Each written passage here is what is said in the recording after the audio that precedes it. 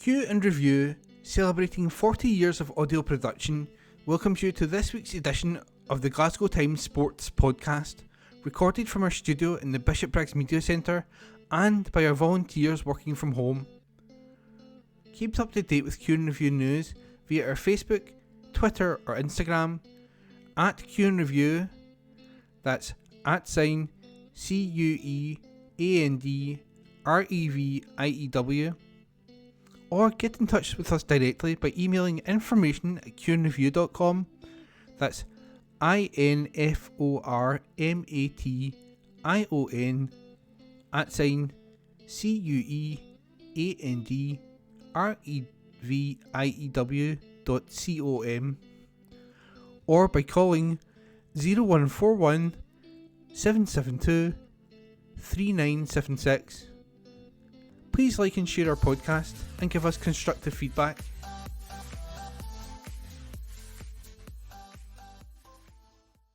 Evening Times Sport, February 21.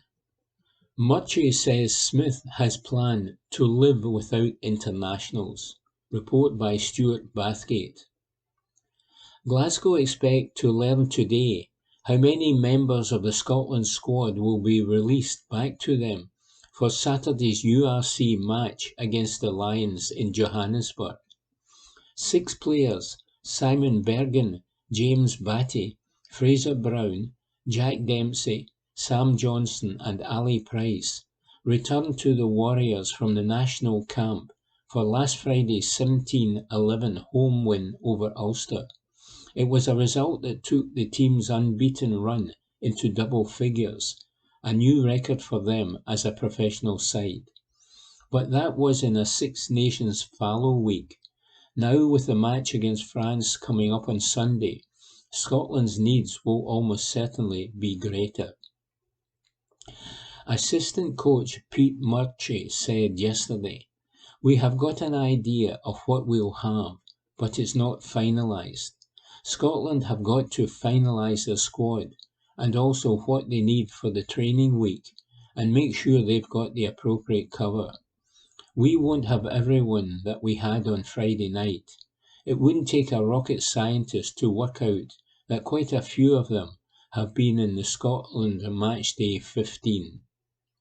Batty, Brown and Dempsey have come off the bench in both of Scotland's matches so far, while Bergen was a substitute in the Calcutta Cup match, but dropped out of the squad for Wales as Zander Fagerson was available again.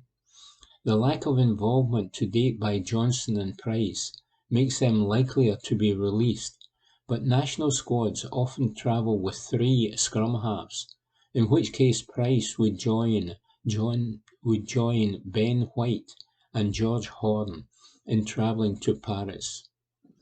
Still, whoever is released, the bottom line for the Warriors is that they now have far greater consistency, whatever the makeup of their team, than they did in the early months of the season. And if at first they appeared unsure about how to put new head coach Franco Smith's ideas into practice, they have shown since a shock win at Bath in the Challenge Cup in December that they now know exactly how to do that. Smith had very little game time between his appointment in the close season and the start of the URC campaign, in which to ensure that the squad were on the same page as him. In fact, a match against the Ayrshire Bulls Super 6 side in Inverness was the Warriors' only outing before kicking off their competitive season.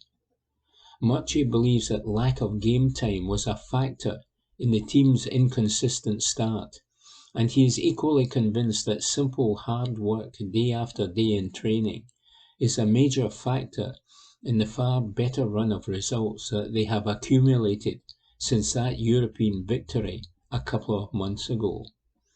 He continued, "I think when there's regime change, sometimes there's an immediate bounce, and sometimes it takes a little bit of time for the way you're training and preparing to come through consistently. We saw that at the start. Our pre-season was interrupted. We had a hit out against Ayrshire Bulls, and that was it. We saw some excellent performances, especially at home, but we didn't necessarily have the consistency. But I guess when you train consistently, you start to see that come through you. So I just think it's consistency in the way we approach every day and every session has come through into a more consistent approach in games. There's no magic wand, it's hard work really. We work hard here, and it does bear fruit. But we've got a big challenge this weekend. It's not the time of the season to congratulate ourselves too much. There's another challenge and another opportunity for a group of players who have had game time for us and who have done well. We always try and find areas we can improve in. You have to improve constantly. There's lots of teams making runs at the moment. There's lots of teams in form. So if you're not trying to get better, you're essentially going backwards. The Lions are at a lowly 14th in the table, but they have already beaten Edinburgh on their travels this season, and at home, at altitude, they are an even tougher nut to crack. MURCHIE concluded, "They are the kind of classic South African team who can score quickly, and they've got big men who hit hard defensively. We'll have to be at our best on Saturday." Report by Stuart Bathgate. Evening Times Sport, February 21. How council cuts are helping SFA hand pitches back to the people. Report by Liam Bryce. The European Super League rearing its ugly head once more. Oil money bidding for Manchester United. Allegations of financial impropriety over at their neighbours. It has been one of those periods that pushes the idea of football for the people that bit further away. However, it is all about perspective. 5% of the game is professional and gets all the focus, says Cameron Watt, the Scottish FA's facilities manager. What we really want to do is shine a light on the 95%. A thought-provoking point, and one to remind us that football for the majority is played where the cameras do not venture, on rainy midweek nights and early weekend mornings. At any given time on any given day, somebody somewhere will be kicking a ball. Watt's job, in short, is to ensure they always have a place to do so. It's what it says on the tin, really. National Facilities Manager, he says.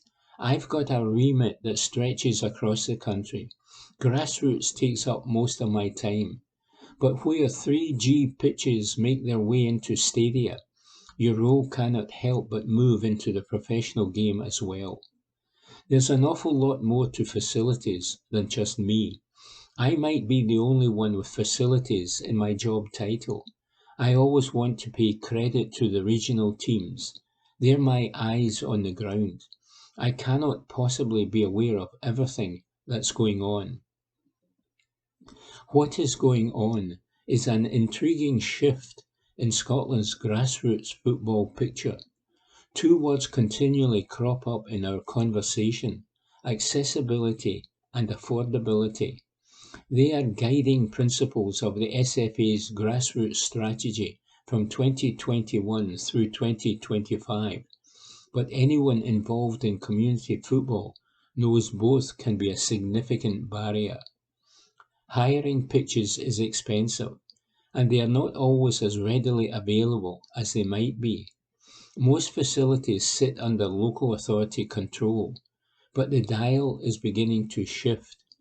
This month, the BBC reported Scottish councils are facing a £700 million funding gap, one that leads to inevitable talk of tough decisions having to be made. That usually translates to cuts and closures, but for some grassroots football clubs, it presents a unique opportunity. Instead of simply throwing up padlocks, there are mechanisms in place to allow a community asset transfer, which, over the past few years, has facilitated the return of football facilities to the clubs which use them. Says Watt, the vast majority of facilities used by grassroots clubs sit within local authority control. The reality is that picture is going to change because of the current climate. We have already seen a few leisure trusts return to full council management because the cost of running the organisation is not borne out by the benefits. We have seen a couple of bigger leisure trusts be subsumed back into full council. If councils are also now looking to offload facilities they previously ran for the benefit of football, clearly that percentage of the games supported by the local authority estate is going to drop. So we need to find another model of delivery, one that allows clubs to be able to support the level of growth we are seeing in the game. The number of male players has stayed fairly steady over the last 5 years, but the women's game has exploded. That's only going to be more of a pressure on the estate. Growth and participation have a direct impact on the facility estate. Watt and his colleagues have been heavily involved in making such transitions happen. In Glasgow, community clubs Pollok United and Easterhouse Football Academy have assumed the control of venues Nether Craigs, Dennis Donnelly Park and Stepford Football Centre.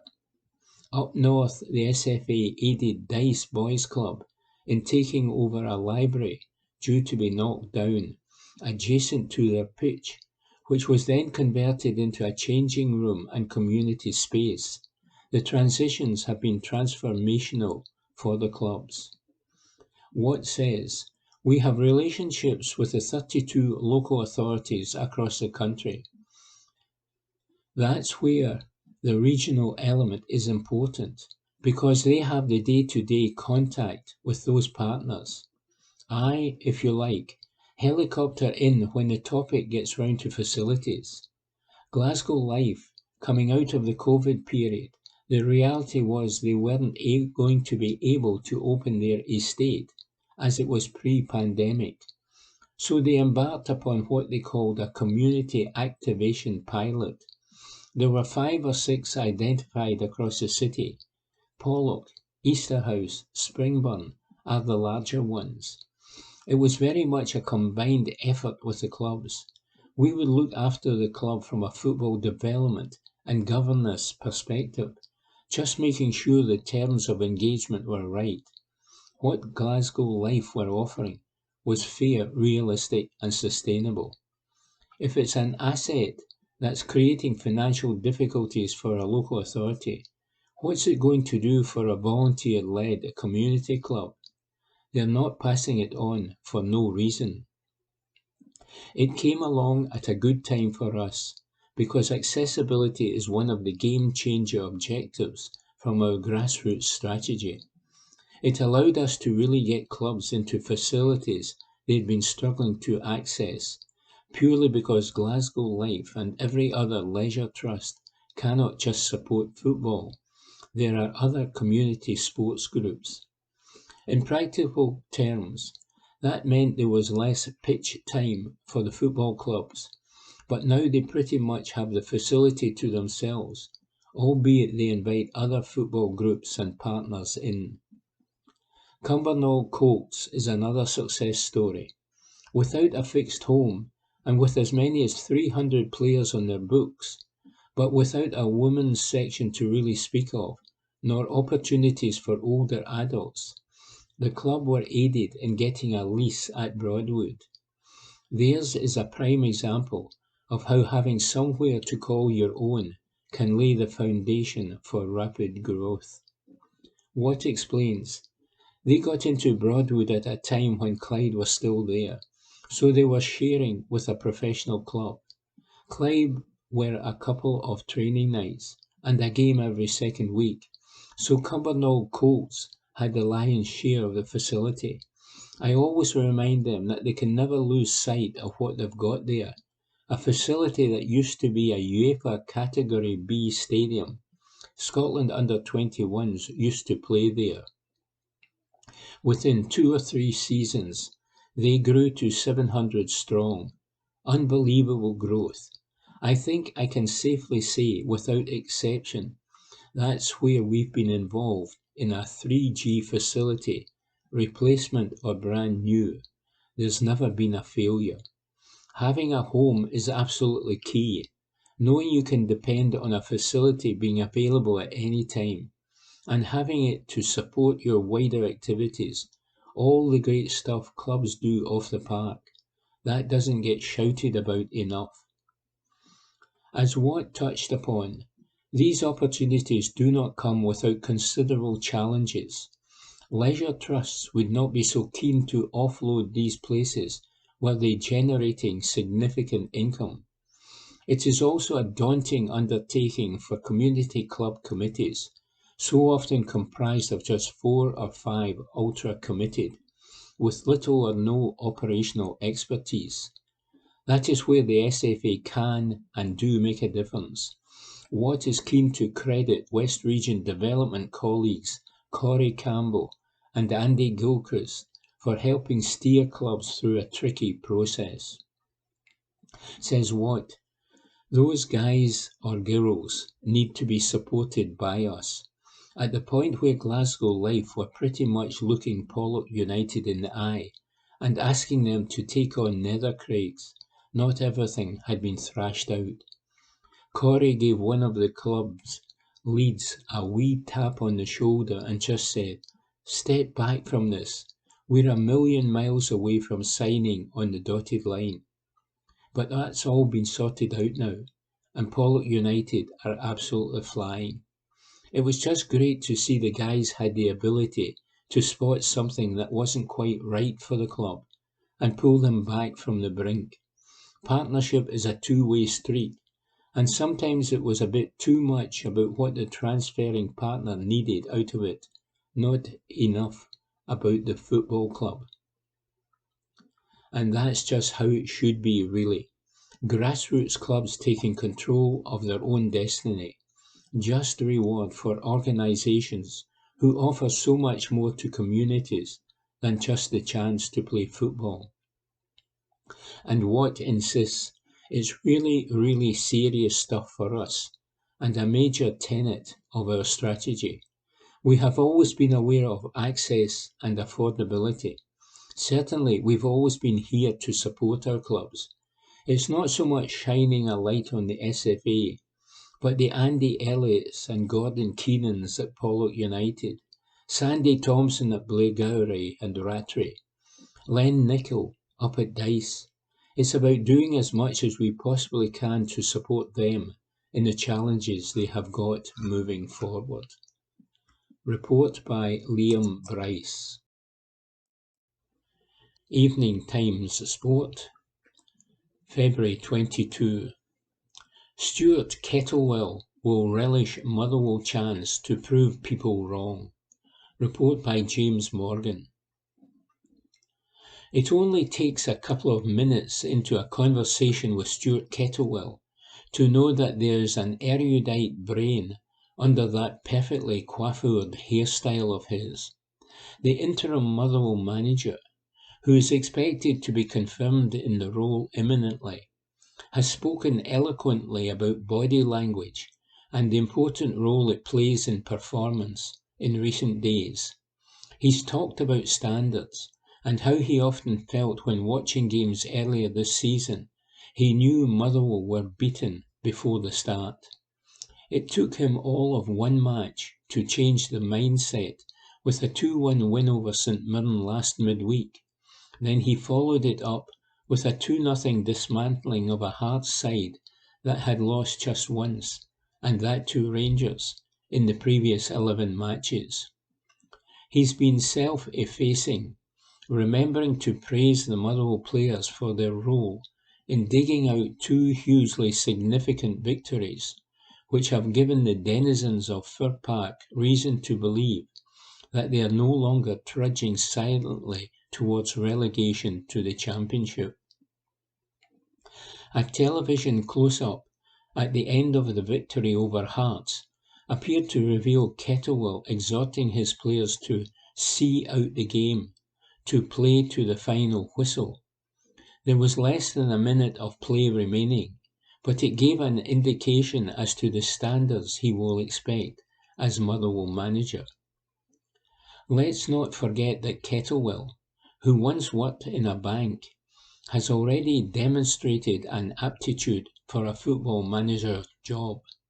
He was part of the two-man team at Ross County, alongside Stephen Ferguson, that presided over the Highland League club's return to the top flight when they won the championship in 2018-19, a season that also brought the Challenge Cup trophy to Dingwall and personal recognition for Kettlewell and Ferguson in the form of the Manager of the Year award and 3 Manager of the Month gongs. It speaks to Kettlewell the person that when he was dismissed by County Chairman Roy McGregor in 2020, there was the offer of another job at the club on the table. Further kudos to Kettlewell comes with the discovery that he had even been open to the possibility of voluntary work in the community. It doesn't take an amateur psychologist to establish that Kettlewell is a highly driven individual and that it is an attribute he admires in others. I think you have to work at your craft, he told me in an interview last year when asked about the Sunderland striker Ross Stewart, whom he'd managed at County. How do you become better at something? By doing it less or just doing it the same? To become better at something, you must do it more and repeat it over and over again. And you must be looking for wee nuggets of information and areas to improve on, so there are more things for you to go and work out. He is also possessed of that great trait that so many effective managers have, the gift of foresight.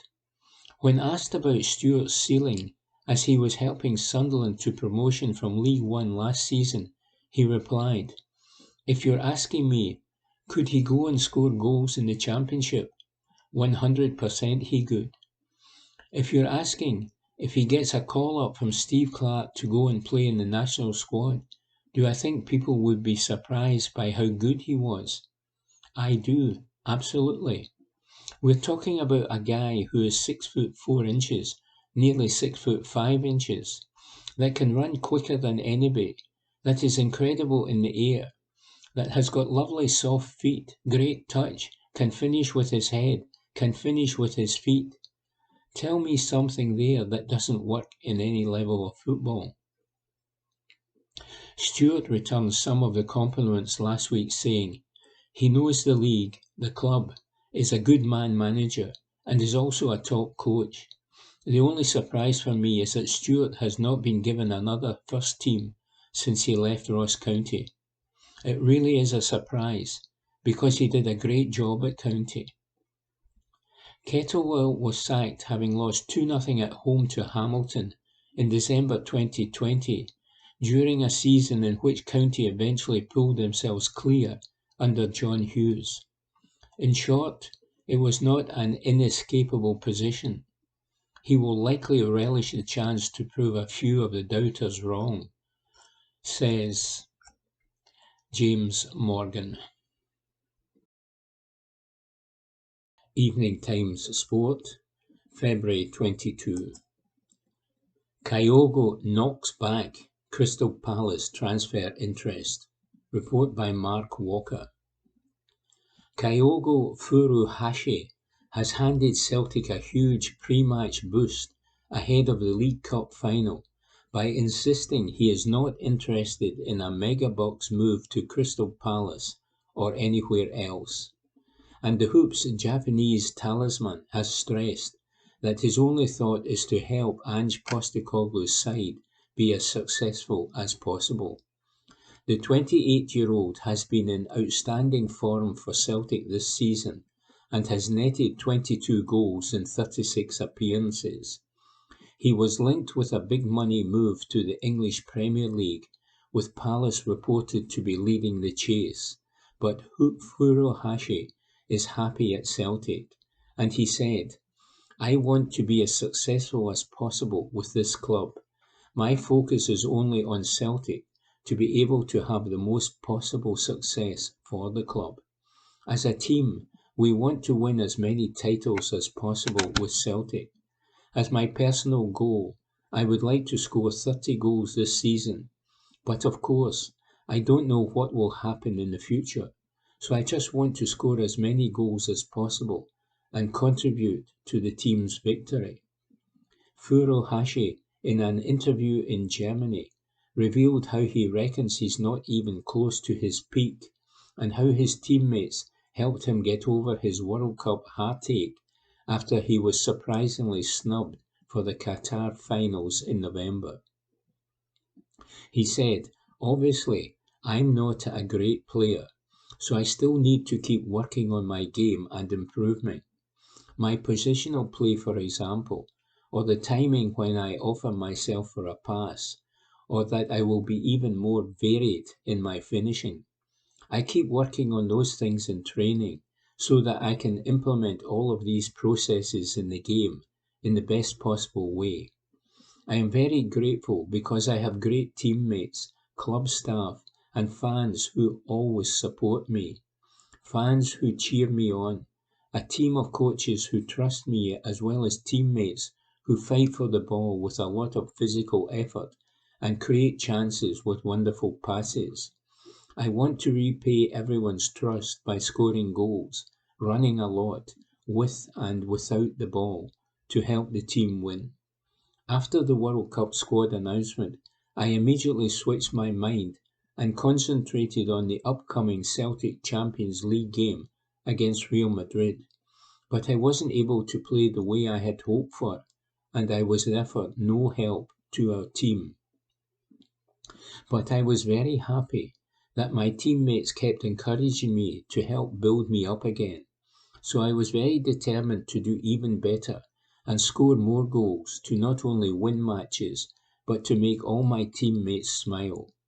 And during the World Cup, I was really inspired by the fighting spirit of the Japanese internationals. It was a big difference watching Precious tournament because this time it was all players that I played with. This made me want to work on my skills even more and improve the quality of my game. I think that my development curve is currently pointing in a good direction. Furuhashi believes his current progress is down to playing some of the legends he worked with in his homeland. He pointed out, "At Vissel Kobe we had a lot of good players. It was a great experience to train and play with players like Andres Iniesta or David Villa, and also with wonderful Japanese players with international experience like Gotoku Sakai or Hotaru Yamaguchito. I was able to learn a lot, for example in terms of the intensity and quality of the game, and the great passion of wanting to win every game. I think that I can currently show that I have learned from all these experiences and that I am very willing to keep growing. I also watch a lot of football, which is educational for me, and of course I watch the Bundesliga, which is very popular in Japan because many Japanese players play there and have important roles in the respective clubs. I believe that the success of many Japanese players abroad will encourage all the people who play football in the country, especially the children. Report by Mark Walker. Evening Times Sport, February 22. Partick Thistle hit out at Inverness over fixture reschedule proposal. Report by Darren Johnson. Partick Thistle have hit out at Inverness for refusing to reschedule next month's game between the sides in the Highlands. Thistle approached Calais with a view to moving the Saturday, March 25 match, so it does not clash with Scotland's opening Euro 2024 qualifier at Hampden, which kicks off an hour earlier at 2 p.m. but Inverness cited hospitality bookings as a reason for not considering another date. A Thistle statement read, "The club is disappointed to inform supporters that our game against Inverness at the Caledonian Stadium next month will take place as scheduled on Saturday 25th March with a 3 p.m. kick-off. We approached Inverness last month to request the game be moved to avoid a clash with Scotland versus Cyprus on the same afternoon at 2 p.m, as we know many Jags supporters would wish to attend or watch both matches. However, we were informed that the hosts would be unwilling to move it due to their matchday hospitality being fully booked for this particular fixture.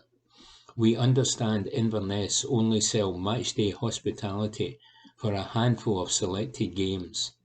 The irony is not lost in the club that after 7 successive midweek fixtures against this opposition, we are unable to move to a Friday night or other non-Saturday slot on the one occasion many of our fans would have welcomed that." Report by Darren Johnston. Evening Times Sport, February 22. Scotland cricket veteran Coetzer proud to pick up trophy. Report by Graham McPherson. There are now players in the team young enough to be his offspring, but Kyle Coetzer continues to prove there is still life in the old dog yet. No longer captaining the side or playing T20 cricket, the Aberdonian has instead channeled all his energies into prolonging a one-day Scotland career that began in 2008. Coetzer turns 39 in April and has reached the taking it one series at a time stage of his international career. But it was not hard yesterday to detect the pride and joy he elicited from helping the Saltires finish top of the World Cricket League 2 table and lifting the trophy that came with it. Not even 2 defeats in the final round of matches to host Nepal could dampen the squad's enthusiasm, with the Scots having secured top spot earlier in the series by beating Namibia. Coetzer chipped in with a very handy 46 not out on that occasion and hopes to remain a part of the group for as long as he can continue to make a telling impact with the bat. "It's an achievement," said the former Durham man of Scotland's success. "It's been a long few years, with a gap in the middle for obvious reasons, COVID.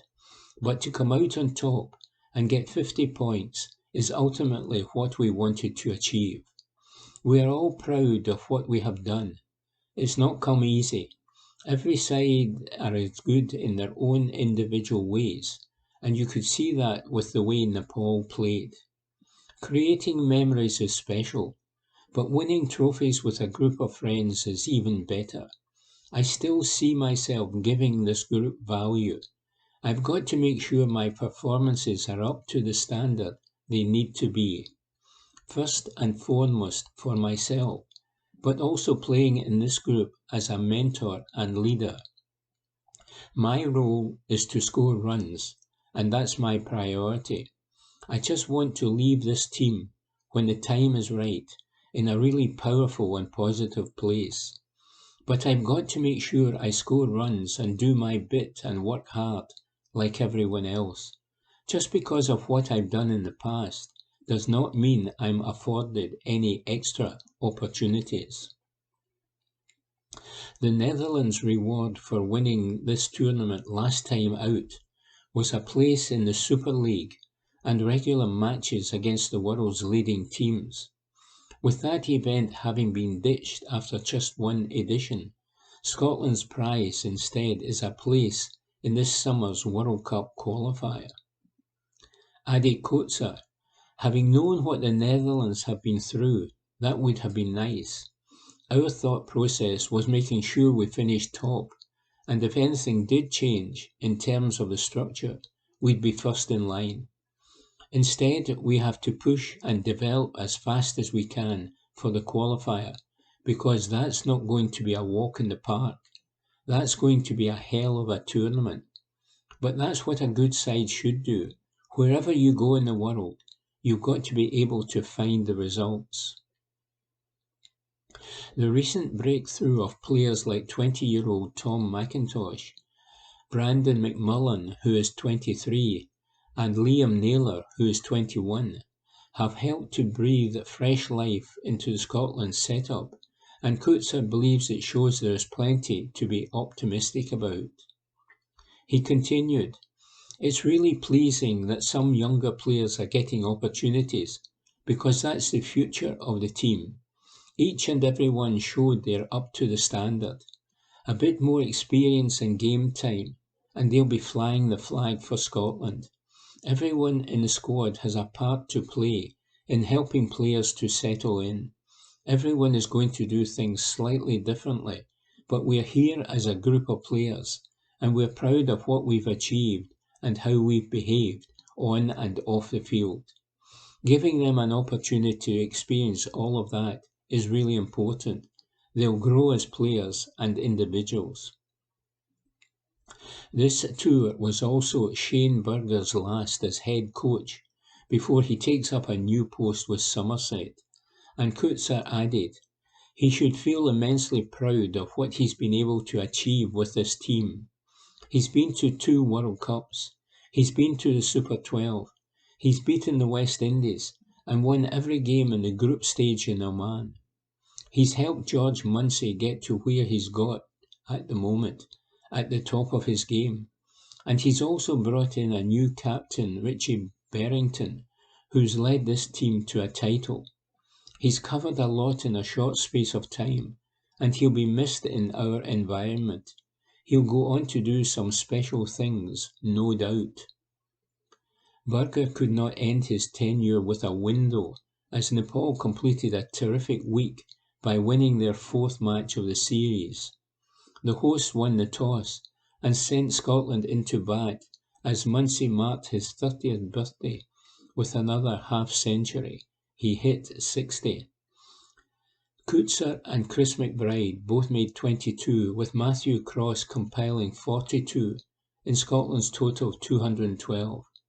However, a terrific batting display from Nepal captain Rohit Podail, who made 95 not out from 101 balls, saw the hosts through with 2 wickets to spare.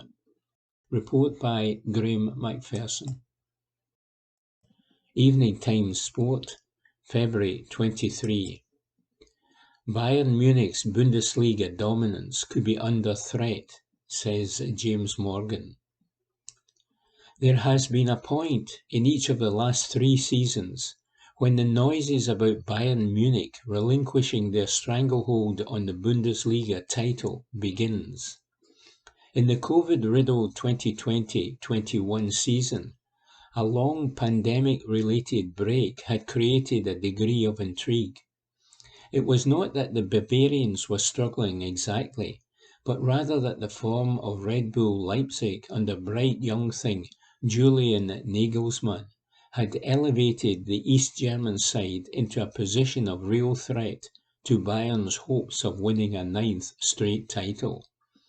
When Bayern hosted Borussia Dortmund in the March, they did so with observers wondering if they might expose a chink in their armour. It was a suggestion that started to look more than just fanciful when, after just 9 minutes, Dortmund led 2-0 thanks to Erling Haaland's double. But then Bayern did what Bayern usually do. They overhauled the 2-goal deficit, then stuck another couple of cherries on top, and from that victory on, stuck the boot to the board and accelerated over the hill, leaving the Red Bull team checking their wings for broken feathers. Bayern eventually won the title by 13 points. Last year brought a more tentative title challenge from Borussia Dortmund, but still some doubt. Yet a measure of Bayern's superiority came when they won their Klassiker, with something to spare in April to seal the title with 3 games to go. Scotland's top flight is often labelled predictable, but it has nothing on Germany's top flight, where the league crown almost inevitably goes the way of Bayern Munich. And so it seems that talk of Bayern slipping is just that, talk, something to deflect attention from the one-man show that the league has become. This year's race is a different story, however. 5 points separate Eintracht Frankfurt in 6th from Bayern at the top of the pile.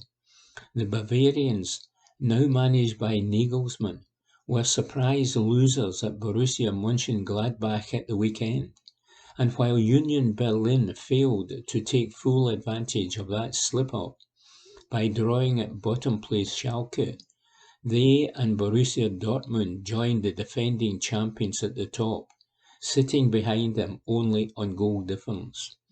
Freiburg, RB Leipzig and Eintracht are all within touching distance in what has become the most open race in some time. All eyes, however, are on Union and Bayern, with the two set to meet in Munich at the weekend. Behind the scenes, all is not what it seems at Bayern. While Nagelsmann has the support of the club's hierarchy, there are suggestions he has fallen out with some high-profile players, such as goalkeeper Manuel Neuer and Thomas Müller, who has lent his support to his teammate following Nagelsmann's decision to sack goalkeeping coach Toni Tapalovic, a friend of Neuer's. Defeat at Mönchengladbach brought an outburst from Nagelsmann, directed at the match officials who sent off Dayot Upamecano, which revealed a man feeling the pressure of a season which has not gone entirely according to plan. Union, meanwhile, remain unbeaten since the turn of the year, and under their strict coach Urs Fischer, have turned heads for the second season in succession, having finished 5th last time around. The 57-year-old has melded a unit made of iron that has the second best defensive record in the Bundesliga, and one which is relentless and imbued with the spirit of the underdog. It is also a side that is not bestowed with glittering names. Instead, Fischer has overseen a reclamation project of players who might otherwise have slid down the divisions under different circumstances. Of course, all this speculation could be predictably moot, and Bayern stutter, if you can call one defeat in 22 matches a stutter, will be rendered nothing more than a blip come season's end. But this is Bayern, and nothing less than the best will do, and it is the run of 3 draws last month that hint most at all not being what it should be under Nagelsmann. What is beyond dispute, however, is that this is the closest battle in 11 years when 3 teams, Bayern, Dortmund and Schalke, were joint top on 40 points in the second half of the 2011-12 Bundesliga season. Ominously, while Dortmund were the eventual champions then, Bayern have won every title since, points out James Morgan. Evening Times Sport, February 23. Emotional McCoist pays tribute to John Motson. Report by Ewan Payton. Ali McCoist has paid an emotional tribute to late football commentator John Motson. The Rangers legend admitted he was devastated while hearing the news live on the TalkSport airwaves this morning. The legendary commentator has sadly died, aged 77. Motson was widely regarded as one of the best to have picked up a microphone and was the voice of Match of the Day for decades. Shortly before 10 a.m. today, the news broke of his death. McCoist had been presenting the station's breakfast show alongside Andy Townsend, who also had fond memories of Motson. He was moved by the news and told Townsend that he was devastated after hearing the breaking news bulletin, before later admitting, "It has knocked me." Paying tribute, McCoist continued, "You won't believe this. I actually showed my boys the Ronnie Radford clips from Hereford's FA Cup shock against Newcastle the other night. I'll never forget it. I promise you, 2 days ago, I showed the boys that goal." Townsend added, "His voice on that was just incredible." McCoist added, "He was a brilliant friend of the station. A lot of people probably do not realise the amount of preparation and homework required at the top level. I was very fortunate to work with Motti and knew him very well, but the amount of work and the preparation was just as important for the 1982 Brazilian team, the FA Cup or FA Baz Trophy. He was meticulous. It's a very, very sad day." Rangers TB's Clive Tilsley also paid a fitting tribute and said, "As a teenager, I just wanted to be John Motson, nobody else. Terribly sad." Fellow commentator Martin Tyler told BBC Radio 5 Live, "He was a standard setter for us all. He was a very serious broadcaster, but he was a really fun guy to be around. He had a great sense of humour. Just a few days after Dickie Davis left us, broadcasting has taken 2 very big hits. He was an icon and a beacon to us all." Report by Ewan Payton.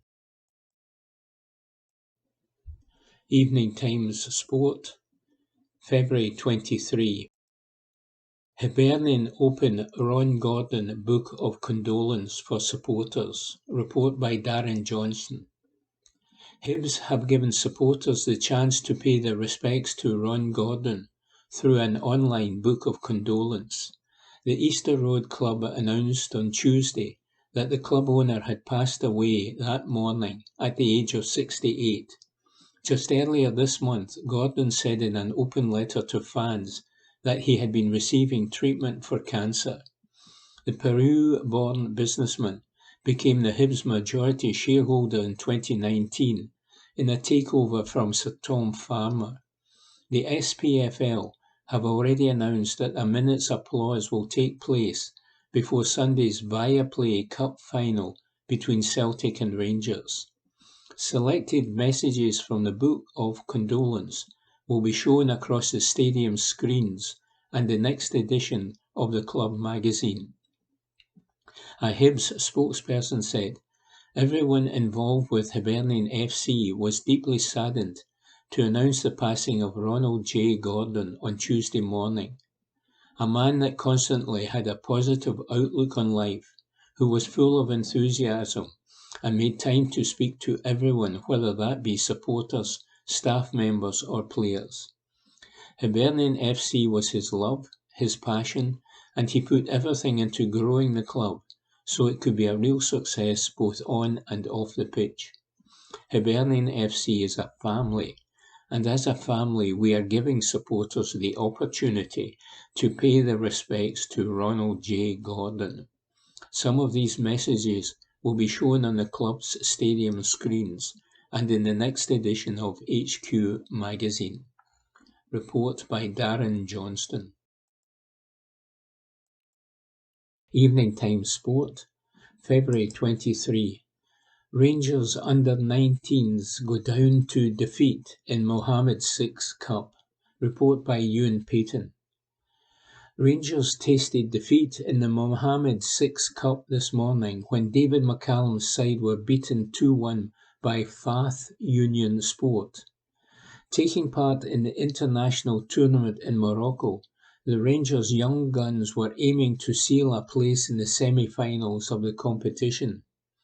They have faced off against Marseille and host side AMF in the groups, but Rangers, who defeated the former, lost to the latter to progress in today's quarter-final. However, despite going in 1-0 ahead, they will not play in the semi-finals after FUS completed a 2-1 comeback. Rangers will be back in action later today when they play their pre-classification match. The opponents of this game have still to be determined. Meanwhile, it has been reported that Rangers have received a triple boost on the injury front ahead of this weekend's Viaplay Cup final. Michael Beale's side are preparing to face Celtic to battle it out at Hampden for the first available silverware of the campaign. And the Daily Record reports that the Light Blues could have Malik Tillman, John Lundstrom and Kemar Roof back in time for the showpiece event. They state that Tillman has been given the all-clear to return to training to prove his fitness ahead of the Derby encounter. It is also said that experienced midfielder Lundstrom also rejoined his teammates in first-team action at the club's training centre yesterday. The report insists that Roof hopes to make himself available for selection as well, after club medics confirmed his latest knock would not force him onto the sidelines for long. The striker has spent most of the season out injured, battling to get off the treatment table. Report by Ewan Payton. Evening Time Sport, February 24.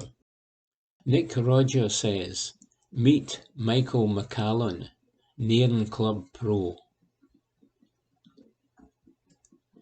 There will be plenty of folk who still harbour the hoary stereotype of the club professional as someone who flogs a few crested V-neck sweaters and the odd Mars bar in the shop, dishes out some lessons and tightens up the gap between the ferrule and hosel on Old Ronnie's trusty 5-iron. These days, of course, a PGA pro tends to perform more roles than Alec Guinness in Kind Hearts and Coronets. From club management, coaching, finance, PR and retail, to dealing with rampant technological advancements in order to keep on top of tee times, fixtures, handicapping and general admin, the club professional position has evolved and diversified, and their expertise, experience, industry and innovation is spread across all sorts of fronts. And yes, they still have to perform running repairs on Old Ronnie's sticks. Forget working 9 to 5. The shift patterns would have Dolly Parton rewriting the lyrics to her well-kent hit. It can be a dynamic, fulfilling, yet highly demanding job, and for some, the all-consuming nature of it can become unbearable. Michael McCallum knows all about that.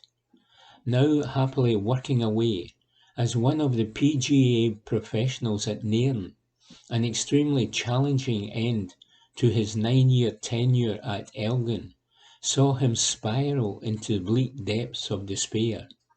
Against a tumultuous backdrop, which included the then club manager being charged with embezzling £45,000, as well as the rigours of an industry emerging from the COVID pandemic, McCallum was overwhelmed by anxiety and depression. He said of this descent, "You don't realise you're going down a dangerous path until you get there. I was very stressed. The workload was huge, and I was tipped over the edge. I was at a very low ebb and thought I was done and dusted. I was a classic club pro on a retainer and had to work a notice and close my business when I really should have been signed off. I then signed on for job seekers allowance, but couldn't look for a job because I simply wasn't well enough. I had to make a huge change to recover and stay in golf." Professionally, personally, and psychologically, McCallum is now refreshed and re-energised, and is using that dark chapter in his life to benefit others.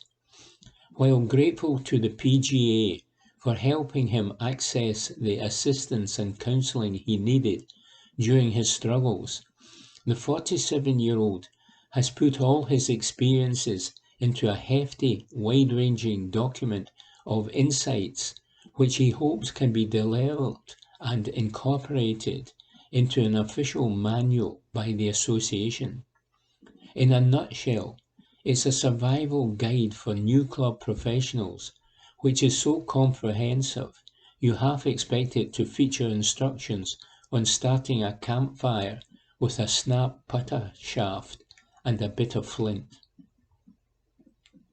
I don't think young guys realise how all-consuming a club pro job can be, said McCallan, who uses writing as a cathartic release now that he has the clarity of thought to express his creativity. If you're single, in your early 20s, and you're not quite ready for family, then it's a dream job because you can chuck as much energy at it as you like. But that's not real life, because people do get in relationships and start families, and it's not healthy to be working 6 or 7 days a week. I was so switched on, so ensconced in it, I couldn't be there for my family. That's not a life for anyone. If you don't give a club pro room to breathe, they'll burn out eventually. I got some great support, but I think what's missing is the preemptive assistance and advice. That's what this document touches on. I have tried to pinpoint wee triggers, things to share and things to put in place at the club before you get too entrenched in bad practices that are not good for your mental health. You need to give yourself space and separation from the job, or it will become very isolating. The job of a club pro has changed massively. In a different era, they may not have had the same stresses. The expectations were maybe not as high, and the competition wasn't as great. It's always been a multitasking job, but a club pro can end up doing too much. The extra duties come on board and you get swamped. I backed myself into an alley. I recovered, but I want to help others avoid going down the same rocky road. Report by Nick Roger. Evening Times Sport, February 24. Cup win will prove Rangers are a better team and club than Celtic. Report by Chris Jack. Fashion Sakala insists Rangers are a better team and better club than Celtic and will prove their old firm's superiority with Hampden Glory on Sunday. The striker is poised to start the Viaplay Cup final as boss Michael Beale bids for his first silverware success since taking over from Giovanni van Bronckhorst in December. Rangers are 9 points adrift of Celtic in the Premiership title race, but Sakala believes it is the Ibrox outfit that are the top team in the country, ahead of an all-or-nothing derby showdown. Sakala said, "Yes, when you play against Celtic, it is a different game. You just want to hurt them. I don't know what is the right word to use. We just want to see our fans happier than their fans. We just want to hurt them to make them angry. It is more than a game. I don't know what else to call it, but you're always thinking about being better than them. That's the same attitude we are going with on Sunday. Yes, we are better than them, so much better. But we are 9 points behind. We will keep fighting anyway. I think we are such a better club, a far better club." Sakala arrived at Ibrox the summer after Beale played his part in delivering an historic 55th Premiership title, and the former coach is now back as manager, aiming to reclaim the league flag next term. Van Bronckhorst guided his side to the Europa League final and the Scottish Cup before being sacked just 12 months into his reign, and Rangers have been unable to recover in the Premiership. And Sakala reckons Gerrard, alongside Beale and Gary McAllister, would never have allowed Celtic to clinch successive league crowns as Rangers now rebuild under their new boss. He said, "A year ago we won the league unbeaten. So that shows we are better than them. Obviously, last season we were 4 points on top before Gerrard left, so the change in the coach contributed a lot for us to be struggling. But if Gerrard was still here, I think we would have won the league last season. And this season you can see we struggled again. It is the same thing that happened last season, but the way we are playing now, it is exactly the same as we were playing when Gerrard was here. Yes, we are 9 points behind, but we will keep on fighting to put them under pressure and recover from that. We have to show we are better by winning on Sunday, and that is what we are going for. If we get that trophy, it will prove that we are a better team than them. The game that we played at Ibrox the last time we played against them, in the beginning they looked better, and then we turned everything around and were much the better team. We could have won the game, and unfortunately we drew. But on Sunday, if we get the trophy, everyone will see that we are much better than them.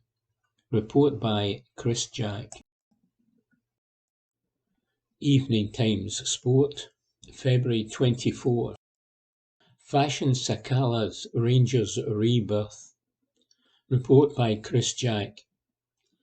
A series of wild rumours and frantic phone calls regarding claims of Fashion Sakala's untimely demise came at a time when his Rangers career appeared to be dead and buried. Now the Zambian is a reborn figure and the life and soul of the Ibrox dressing room, after being able to laugh off a social media storm that claimed he had been killed. Sakala was at the centre of a whirlwind of speculation and conjecture in November, after suggestions spread online that he had been shot during a botched burglary in his homeland. In fact, the striker was in his kitchen in Glasgow. The source of the vile prank remains a mystery to Sakala. He had to reassure security staff and Giovanni van Bronckhorst that he was alive and well, and then caught his teammates by surprise after the Ibrox squad became aware of the unfounded chat that went viral.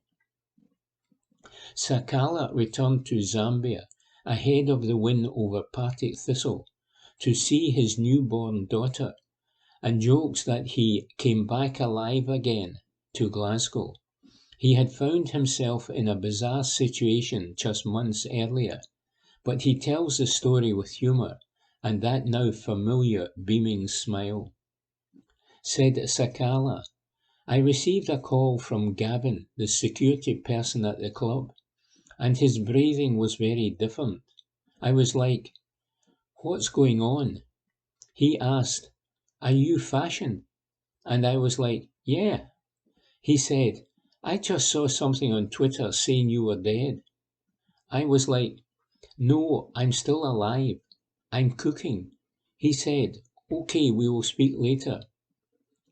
Immediately my manager called me asking if I was okay. I said I was okay, and he said, I saw something saying you were dead. I said, we will talk later. I'm good. I was very surprised. It was funny, but people always have the time to write things. This is not the first time. I've had a lot of stories in my own country saying, he's had an accident, he's dead. He and his wife are dead. I don't know if they are wishing us dead. I don't know if it was people from Glasgow who wrote it or people from Zambia, because I've had it in my own country before. The conversation with Van Bronckhorst was one of the last the pair shared. Within days the Dutchman had been sacked, as he paid the price for a Premiership campaign that had spiralled out of control, and a series of European embarrassments. Sakala took no pleasure from seeing his boss removed from office, but it has proven to be a turning point in his season. The return of Michael Beale has rejuvenated him, and the former fringe forward is now poised to start against Celtic on Sunday.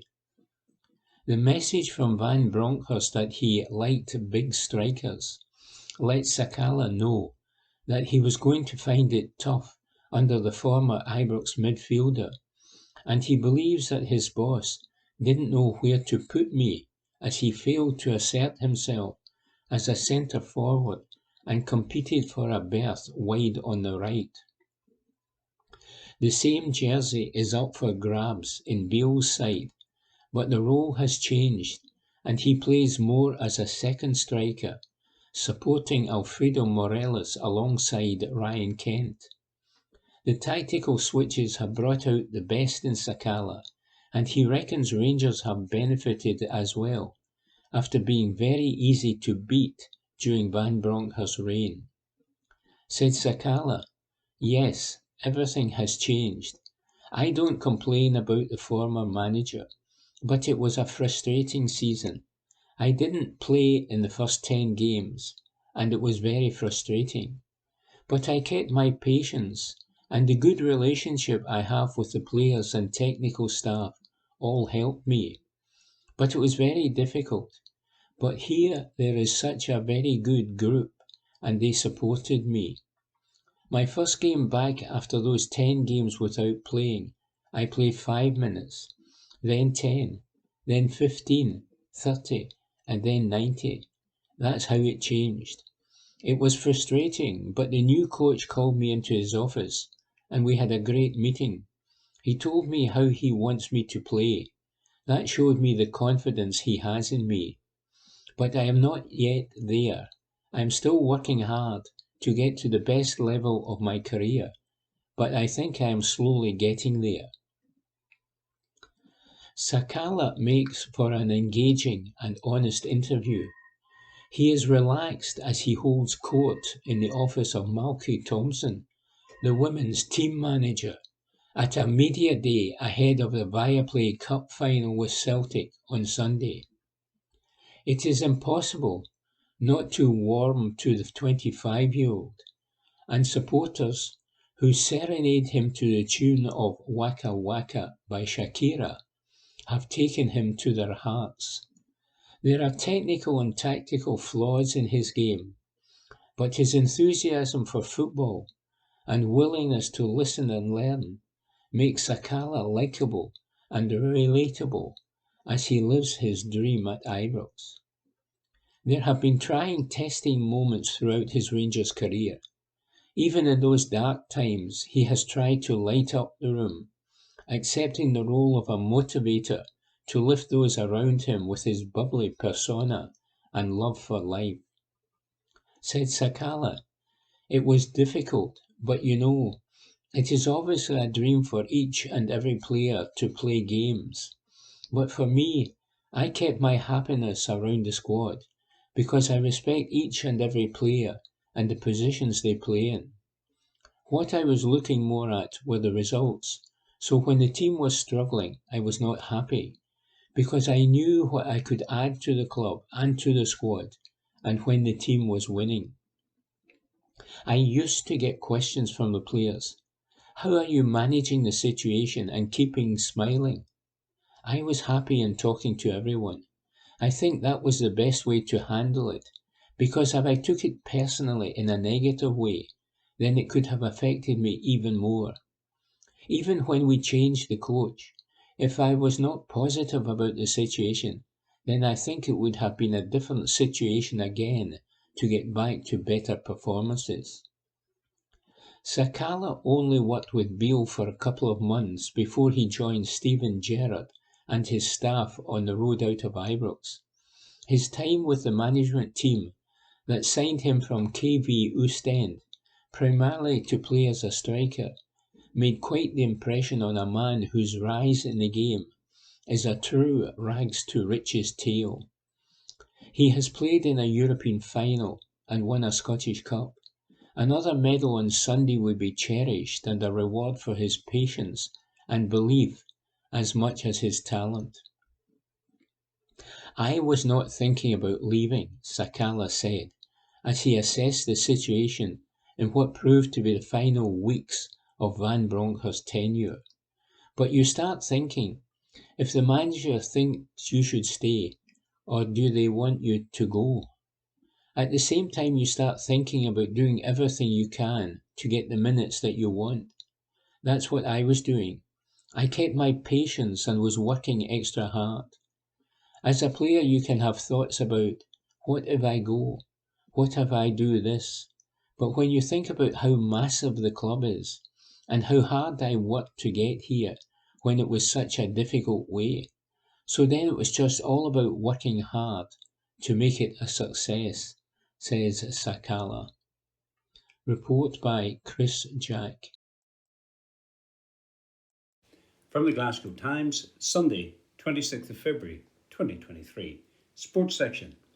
He delivered again. Ange Postecoglou lauds Kyogo for second cup final triumph. By Matthew Lindsay, Chief Football Writer. Ange Postecoglou tonight lauded Kyogo Furuhashi after watching the Celtic striker make history and score 2 goals in the League Cup final for the second season running. Furuhashi netted on either side of half-time to ensure the Parkhead club beat their city rivals Rangers 2-1 at Hampden Park to retain the Viaplay-sponsored competition. The Japanese striker, who bagged a brace in the 2-1 win over Hibernian last season, became only the second Celtic player to score doubles in back-to-back League Cup finals. Billy McPhail previously put off that feat in 1956 and 1957 when he scored a hat-trick in a record-breaking 7-1 win over Rangers. Postecoglou, whose men can complete a domestic treble in the 22-23 campaign, believes his £4.6 million signing has been rewarded for his hard work and bravery in the final third. The measurement of players at this club is often how you perform in big games, he said. He has played in 2 finals for us now and scored 4 goals. He's been fantastic from the day he walked in. There's not much of him, but he's a handful, and he was fantastic. He's just an unbelievable young man in terms of his personality. He's such a clever player, and he wants the big moments. He delivered again. It's not about his goals. Obviously, they're the most important thing. But he works so hard.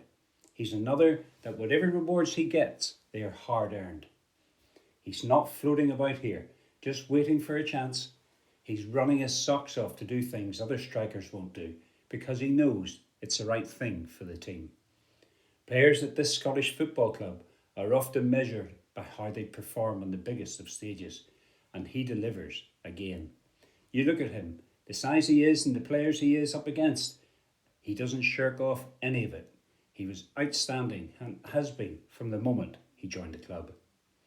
Rangers fought back after falling 2-0 down in the second half and scored through Alfredo Morelos, and Postecoglou confessed that he only relaxed when referee Nick Walsh blew the final whistle. The Greek Australian admitted that he found following in the footsteps of legendary predecessors like Martin O'Neill, Gordon Strachan, Brendan Rodgers and Neil Lennon daunting, and stressed that lifting trophies is a prerequisite of this job. It's not about me and how I feel, he said. These are just the expectations at this club. I've just spoken to Gordon Strachan. You know how hard it is to follow guys like that. Martin O'Neill, Brendan Rodgers, Neil Lennon. This club is steeped in success. So when you take the job, you know that's a responsibility. That doesn't diminish this achievement. We will celebrate as we don't take it for granted. You just don't roll up in a Celtic shirt and it's given to you. You have to earn it, and we did. The overwhelming feeling is relief. People think you're jumping for joy, but it's relief as you know how much it means to the people, the players, everyone at the club, and the supporters. You carry that burden for 95 minutes, and when the final whistle goes, it's just relief. You watch the players, the fans, and what it means to them. I take great pride in it. It's a day I remember forever. We've been consistent for a very long time. We don't let our standards slip in terms of our football. We had to earn it. We played some fantastic football and just couldn't put them away. You know Rangers are going to come at you, but we defended well. We got through a sticky patch and then Rangers had to open up and we had chances to get a third. We haven't had many off days because we never looked too far ahead and never looked too far back. That's why I've been so relentless in our approach. The reason I push them is for days like this. Come Tuesday, we focus on a tough game at a tough venue. That article was by Matthew Lindsay. From the Glasgow Times, Monday, the 27th of February 2023. Sports section. Celtic close in Rangers all-time trophy haul after League Cup victory. By Mark Walker. Celtic will come within one of matching Rangers' all-time trophy haul if they complete a treble this season after their League Cup success. The Hoops celebrated another trophy triumph at the weekend when they defeated Rangers to win the 21st League Cup final at Hampden. It took their total trophies to 114 in Celtic's 135-year history, 3 behind Rangers' 117. Celtic have also won 52 league titles, 40 Scottish Cups and famously a European Cup in 1967. They're now only narrowly behind Rangers and the gap will be reduced to just 1 if Ange Postecoglou's side completes a treble this season, with the Parkhead side currently 9 points clear of their Glasgow rivals in the title race. Rangers have won 55 top-flight titles, 34 Scottish Cups, 27 League Cups and the 1972 European Cup Winners' Cup final in their 151 years of history. Celtic's win also edged them ahead in Old Firm League Cup wins. They are ahead 25-24 now. The world's most successful football club is recognised as Cairo Giants' Ali Adli, who won 121 trophies, including 42 Egyptian league titles, 50 Egyptian Cups, Super Cups, and 29 continental trophies. In between the Old Firm are Uruguayan club Nacional with 116 trophies. Meanwhile, Cameron Carter-Vickers has spoken about Kyogo Furahashi's special goal-scoring abilities as the Celtic striker basks again in the glory of a Viaplay Cup final double at Hampden Park. The 28-year-old Japan international notched twice from close range against Rangers on Sunday to help Ange's men return the trophy, with Alfredo Morelos' response for the light blues providing only to be a consolation. Furuhashi, who has firmly established himself as a fan's favourite since signing from Vissel Kobe in 2021, also scored twice when Celtic beat Hibernian in last season's final, and the repeat performance came as little surprise to Carter-Vickers. The Parkhead centre-back has a regular close-up view of the tireless Hoops forward, who now has 24 goals in all competitions this season, and assessing his talents, Carter-Vickers said, "He's always in the right spot, at the right time. He seems to score so many tap-ins like that. But it's something that he works on, and it's something which is quite special. I train against him every day, and I'm fully aware of his movement and how clever he can be, and the runs he makes. It's good to play with players like that." That article was by Mark Walker. From the Glasgow Times, Monday the 27th of February 2023. Sports section. Ali McCoy slates YouTube boxing after mega money Tommy Fury versus Jake Paul bout, by David Irvine. Tommy Fury last night toppled Jake Paul in a mega money boxing showdown in Saudi Arabia. The undefeated professional boxer moved to 9-0 and will earn a place in the WBC cruiserweight rankings. Fury won a split decision in the fight as he survived a knockdown in the 8th round to go to the scorecards. Both men earned huge fees from the fight, with purses expected to be in the millions for the clash at the Diriyah Arena. With the interest in the fight was huge, Ali McCoy couldn't help but think of the journeyman boxers struggling to earn a fraction of the fees in their own careers. On TalkSport he said, "I've got to say, I feel so sorry for all the good professional journeyman boxers out there who have spent their entire lives and entire careers working to get fights and go through and learn their trade. All of a sudden these guys are coming in, and I get it. I understand there's money in it and it's finance. I don't sit comfortable with it, to be honest with you." Quizzed him whether he'd watch a rematch, he admitted, "It's a funny one, guys. I probably would watch it. I wanted to watch last night. I wanted Tommy Fury to win. I wanted him to win for the sake of boxing and boxers. On Fury's emotional reaction after the win, McCoy stated, "I don't have any doubt that was because he felt the pressure on him from his family and boxing as a whole that he had to win that fight." After a split decision victory, Fury told BT Sport Box Office, "For the past 2.5 years, that's all that's consumed my life. Tonight I made my legacy. Molly, this fight was for you. And for you, Bambi, I love you. I had a dream and a vision that I would win this fight. No one believed me. I had pressure on my shoulders, and I came through. This to me is a world title fight. I've trained so hard for this. This was my destiny.